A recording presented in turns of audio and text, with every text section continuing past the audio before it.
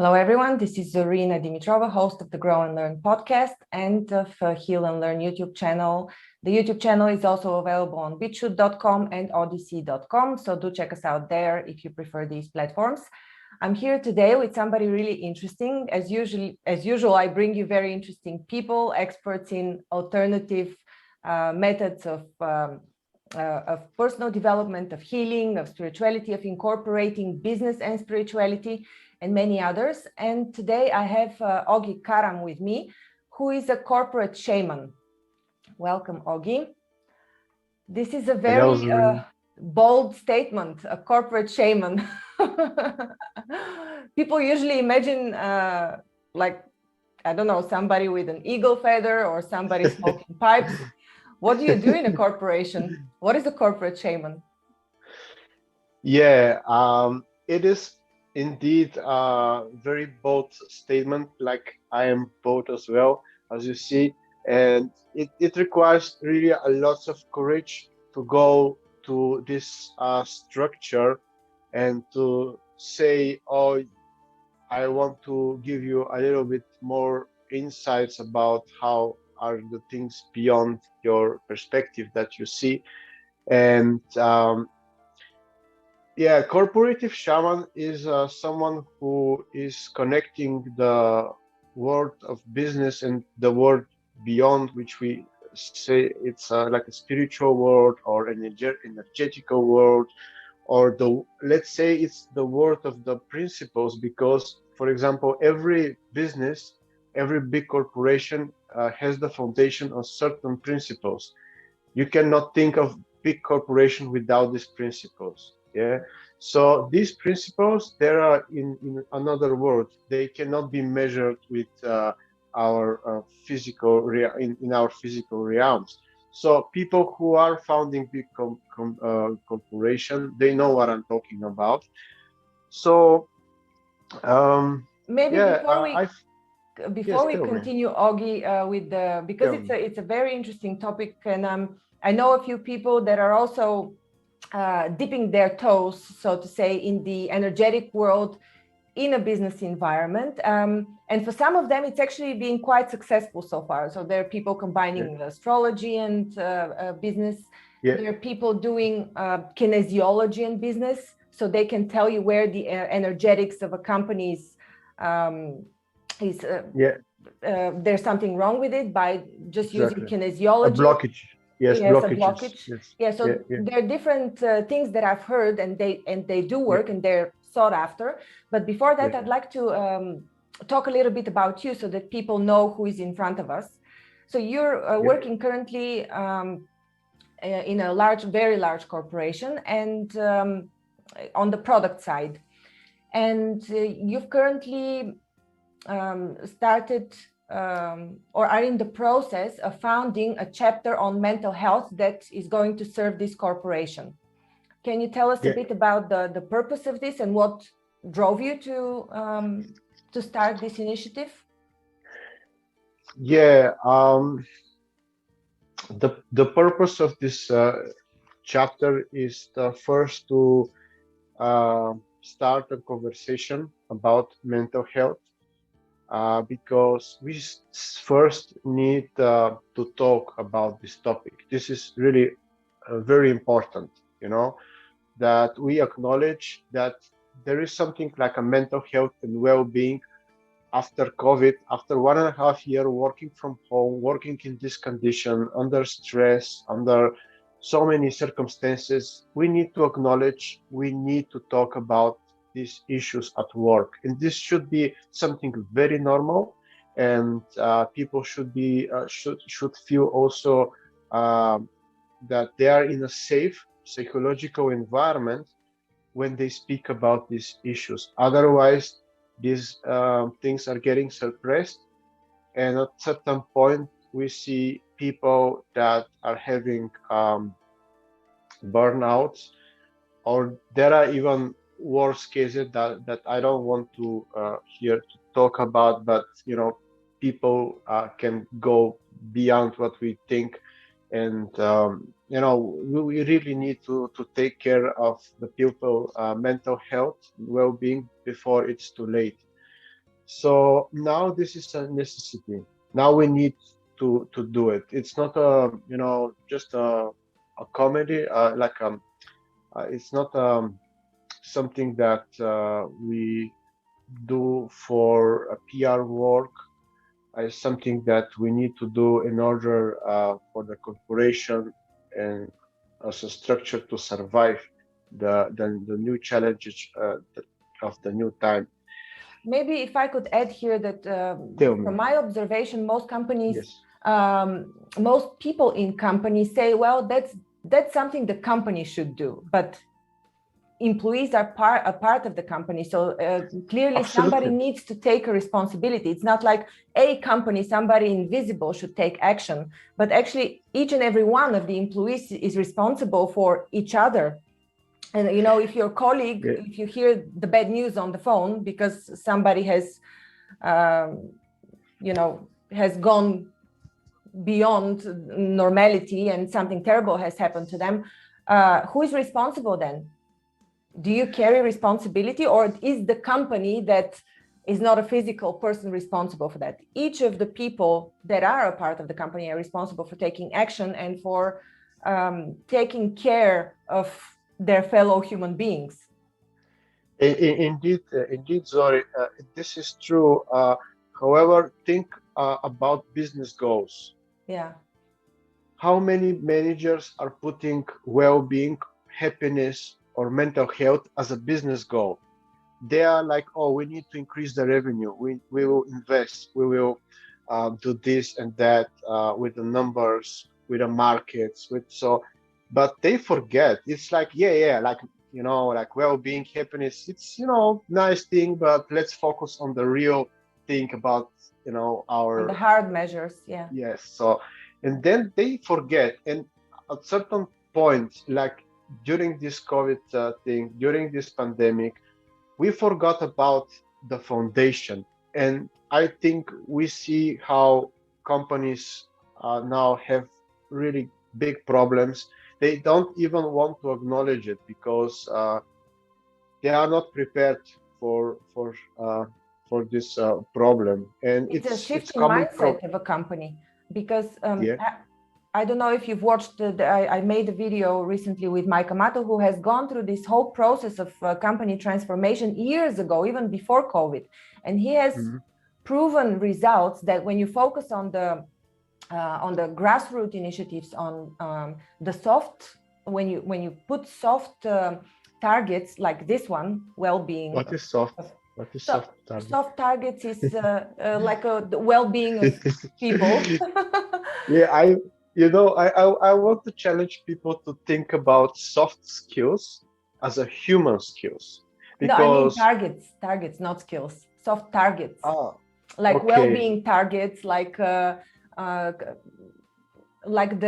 environment, rating of the environment that you work in. These are soft targets, and when you start putting soft targets, actually it translates in hard results. So it translates to the bottom line. You get better results, even if you think that you can only tweak with hard targets. Like setting, this is the revenue I want to achieve. These are the costs that I want to achieve. But it actually works much better the other way around. Still, Zori. Go ahead. Still, Zori, I will say we need to replace the soft skills, or what you refer as soft, to be called a human. It's a human goal. We as a human want to be happy. We want to experience this life as a journey where we grow, right? And we want to be joyful. This is our need as a human being. During this time, if we can contribute to a certain organization for its growth, for adding values with our skills, for the life of others through our products, through our services, is great. I think if people are happy, they are more productive. They come up with genius ideas. They are not machines, right? So indeed, managers should consider these human skills or human goes as something very important now, because we are developing machines and artificial intelligence is growing. What will happen when we have sufficient growth in this area? Have we forgotten how, for example, to communicate with humans? Because now we have human machine interaction, but we are lacking of human-human interaction, especially the generation grown up now during COVID, seeing these things happening, uh, communicating through the devices, which these devices, they give you only two senses, the visual one and the auditive one. They are not getting you the whole spectrum of the sensational world we are living in. So yeah, I think the human part of the business will come now, and we need to acknowledge it. And Have great you that people are have you already thinking about this. have you checked if there were improved results already in the chapters of your company that is operating globally, the company that you work in? Have you checked if they have reported improved results where they are founded chapters? Um, this initiative is still very new for Europe. Uh, what I saw is that in USA they have already programs like a month of mental health, and they are investing also money in it. They have budget, they have sponsorship. For me, this speaks for acknowledging the purpose of this chapter. I haven't checked for results, to be honest. For me, numbers are not so relevant, because after 1.5 year of this COVID restrictions and this abnormal way of work from home that nobody was prepared for, uh, I think we should not take so much time to look at the numbers, because if you have a contact with people, for example, I'm a more human-centric person, and I talk with people. I don't look at the statistic, and I'm talking with lots of people who are working from home in different corporations, companies, and everybody at some extent feels this pressure. Mm-hmm. And no, it doesn't matter in which position they are. I have spoken with people in different positions. Doesn't matter. If you are a manager, you have a burnout. If you are just normal employee, you have burnout. And Mm. this is how it is. So there are numbers for people who want to have the statistic. There are so many studies now. Uh, You can check. It's just for me.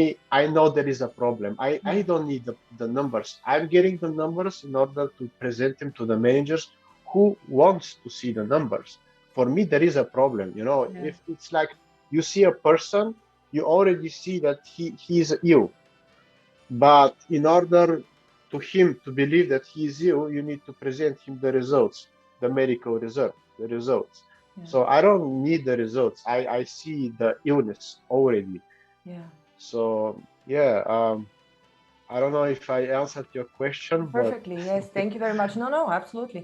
I mean, we are clear. We are constantly hearing, anyhow, about numbers skyrocketing of suicides. Let's call it as it is.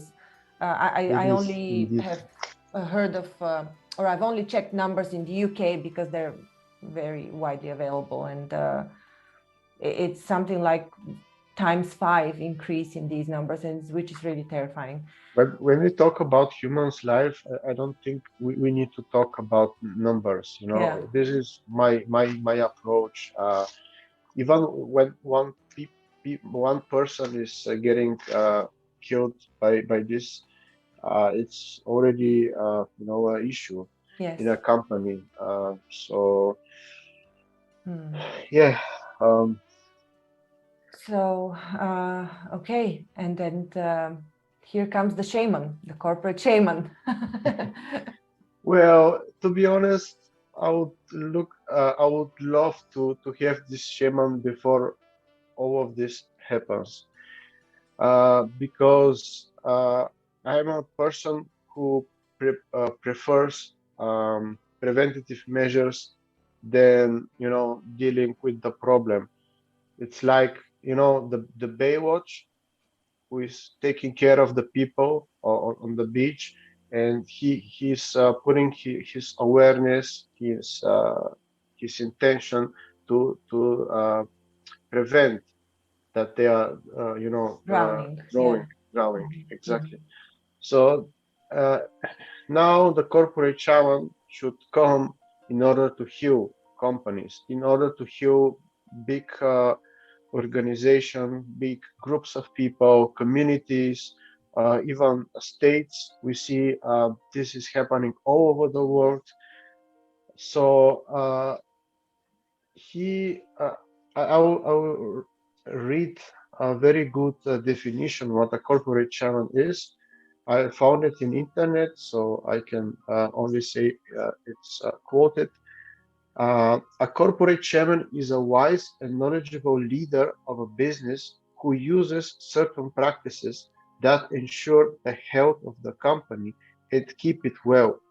However, if perchance the company does become sick, the corporate chairman searches for ways to heal it.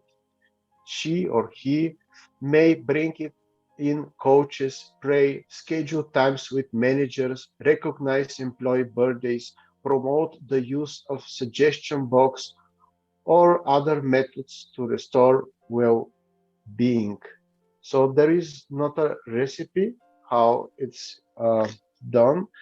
Uh, for sure, what I can say from my perspective is the corporate challenge is looking at the corporation as one whole, as one body. What also corporation means is a body that is. So he's looking at the whole. He's not looking only at the CEO or only at the managers. He's looking how everything is working together. And most of the time, the problems might be in the uh, missing connections between the above and at the bottom. So, like in our body, the cells in the brain, from the one level to another level. Maybe the management wants something, but till it gets to the bottom, it's not always the same. And it's the same. This circulation of information of actions. It's there are blockages, as you already mentioned. So the work of the corporate shaman is to detect these issues. Um, and I also get some insight about it that a corporate shaman is taking the poison and is experiencing the issues on himself, but with awareness in order to see the problems. You know, it's very important that he doesn't identify himself with the problem or with the illness, which is he can see it, he can feel it, but this is part of his journey to find the solution.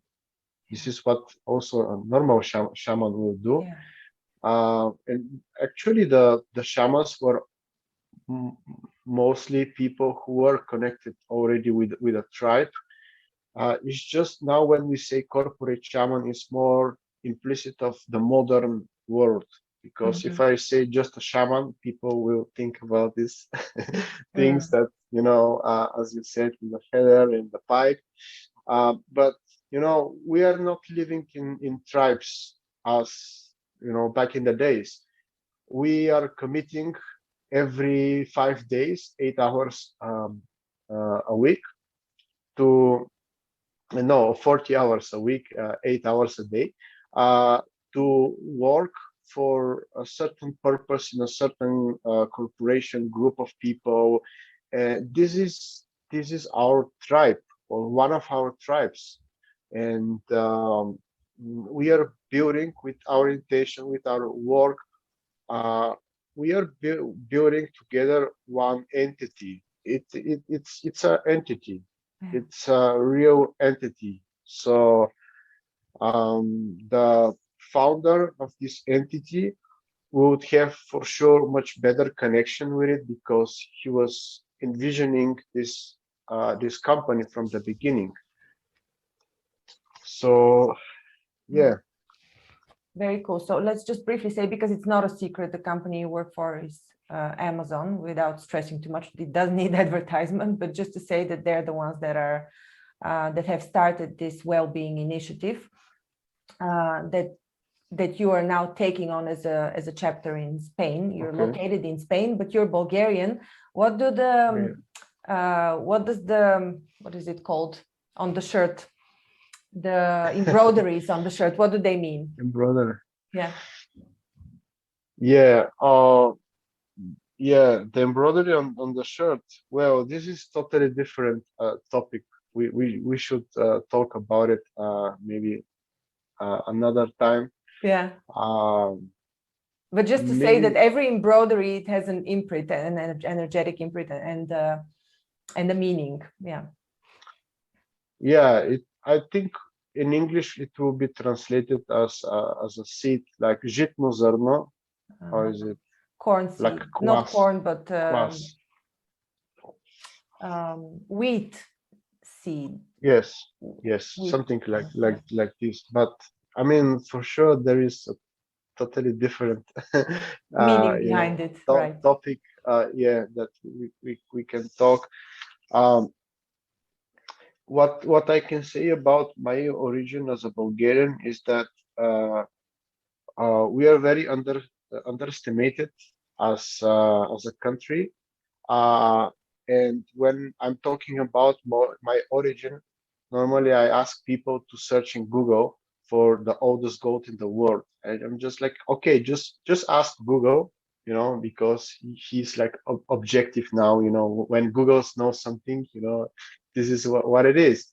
So, and when people type the oldest goat in the world, they come to my city, because my city is the city of Varna, and it has the oldest goat in the world. Then I tell them that we have also the most precise calendar in the world, that Bulgaria never changed his name. We were always Bulgaria from our founding, the grounding, exactly. And yeah, and when I start to talk about my origin and my country, at some point they say, okay, don't talk so much. It's, like too much. And like, no, these are facts. When when you talk about the things that are proven, it's not bragging. It's not like, hey, I'm showing off. No, this is how it is. And we Bulgarians, we astrologically are under the sign of Capricorn. And people who are into astrology, they know that Capricorn is connected with organizations, with countries, with structures. And that's why, for example, we have in Bulgaria more than 30 mountains. Very small country, very, very small, but more than 30 mountains. And we as a Bulgarian, we have this great connection with Earth, with the mountain. During the hardest time in our history, we went to the mountains and we found refuge there. We were fighting on Shipka with rocks, because our warrior didn't have guns. So exactly. Yeah. So we are very connected to nature, very connected to our earth, very into creating structures. I also describe a Bulgarian as someone who is stepping on the ground, on earth, and looking high and in the sky into eternity. Because for us, when something has history, or when something is ancient, for us, this is valuable. And we as a Bulgarian, we tend to do things that will echo in eternity. We are doing things and with a mindset, this will last forever, or this will last centuries. And we like it. We like to create these things. So there is some certain thing that we possess, and I think a corporation, international company, should appreciate this unique part that we can contribute for their DNA in order to sustain, So contributing to the long-term vision, the creating of things that are more sustainable. Yeah, sustainable. Exactly. And so apart from being a corporate shaman, you also organize team building events and consult executives. So the team building events potentially could be organized in Bulgaria, I suppose. It might help people. Is this what you? Yes, yeah. People tend to maybe look at the corporation as a machine, However, a corporation should be looked more organically, because if you have one being with a people inside it, and people are living beings, so they are influenced by the natural cycles, by the emotions, by so many things. It's an organic being. So you need to connect to organic knowledge. For example, you look at our inventions and our way how we build things, like the houses, the street, the computers, all the objects, and we are so into praising the straight line, right? Because we can create straight lines, which is, from my perspective, very limiting and has nothing to do with the real life beyond. Because look at me as a human being, look at the animals, look at the trees, look at the life itself. Where you will find a straight line? Where? Do I have a straight line? I don't know, maybe one of your bones, a fraction of it, maybe it's a straight line, but apart from that. No, you never find a straight. Zori, if you find a straight bone in a living being, call me. If somebody is watching this and finds in a living being, a straight line, a perfect straight line, contact with me, because I was searching for a straight line in the organic nature, which is, going with the laws of the cosmos and the life in the universe. There is no straight line. That's why, for example, I'm in Barcelona, and that's why we speak about Barcelona of Gaudi, because Gaudi was telling the same. He was amazing. He was more than just an architect, and he was doing all of his architecture without a straight line. He was so obsessed of showing people that there is no straight line. There is no straight line. So going into the nature as a CEO, as a manager, just connecting to life as it is, looking, 1 or 2 hours through a forest, just looking this chaotic. This is not like how we will construct our life. This is chaotic. It's the natural way of growing here and there, and then your mind, even if you're not willing to accept it, but your mind will absorb this natural organic way of the things. And for sure, if you want to go further, you can as well. But I think this is very important also for people, even to walk barefoot in nature, this can also give them the sensation to be more close to Earth. And for sure, I mean, when we talk about team buildings or seminars for executive managers and so on, why not go into the mountains? Why not go and just talk during a hike, for example? Why should we stay in these artificial rooms, in this artificial business environment? Mm-hmm. Because if you have a problem on a certain level, you cannot solve this problem on the same level. You need to go higher.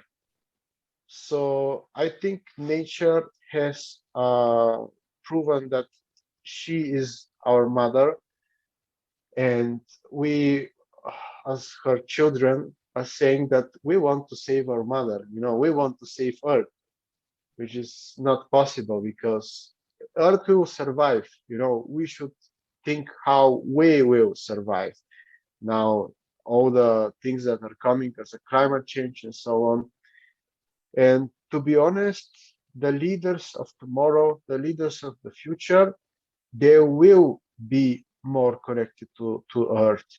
There will be people who will take more responsibilities and more responsibilities about the life on Earth, about how everything is interacting on this planet. So it will be a good start for managers, decisions maker to show how we can connect to nature and how important it is to connect with nature. And later they can teach the younger generation who will take their places in maybe 10 or 15 years or 20 years to show them how they can incorporate this connection to nature with the business world. Mm-hmm. They can be the future mentors of the new generation, because the new generation will seek for solution in terms of ecology, of climate change. So they will need this mentorship for sure. Yeah. Well, I completely agree with that because I know of studies that have been done when people change the colors of their room or the colors of schools or the interior of an office, when they put more plants around, how actually the whole climate changes in a company. So naturally, if you follow the same path, it's absolutely normal than if people are put outside. And exactly as you said, in a more wild environment rather than in a park that it's already been molded by the human hand. So you need to take people actually completely in the wild nature to be able to open their mind, restructure their way of thinking, because the mind also mirrors what you see exactly. Yes. in the environment. All right, wonderful. Ogi, I suggest we end it here. We're going to come back again with more information about corporate shamanism. I really loved our conversation and the width that we went to.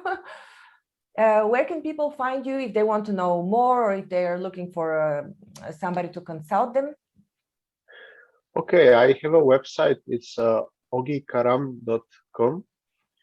And for sure, they can also connect with you.